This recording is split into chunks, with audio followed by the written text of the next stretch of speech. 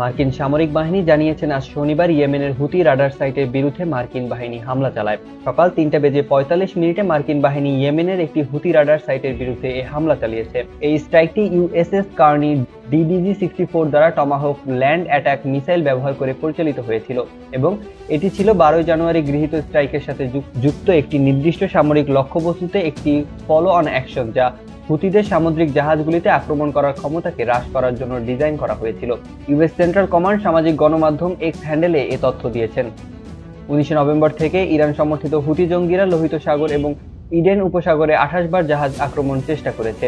এই বেআইনি ঘটনাগুলির মধ্যে এমন হামলা রয়েছে যা জাহাজ বিরোধী ব্যালিস্টিক ক্ষেপণাস্ত্র, মানুষ্যবিহীন বিমানযান এবং ক্রুজ ক্ষেপণাস্ত্র হামলা।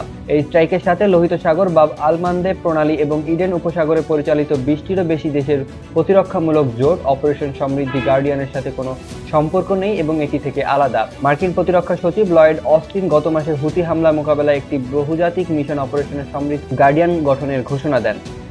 এদিকে মার্কিন যুক্তরাষ্ট্র এবং যুক্তরাজ্য, অস্ট্রেলিয়া, বাহরাইন, কানাডা ও নেদারল্যান্ডসে সমর্থিত বৃহস্পতিবার ইয়েমেনের হুতি নিয়ন্ত্রিত এলাকায় সামরিক লক্ষ্যবস্তুর বিরুদ্ধে বিমান হামলা চালায়। লোহিত সাগরে হুতি হামলার পর যা ব্যবসায়িক রুটগুলিকে অস্থিতিশীল করে তোলে।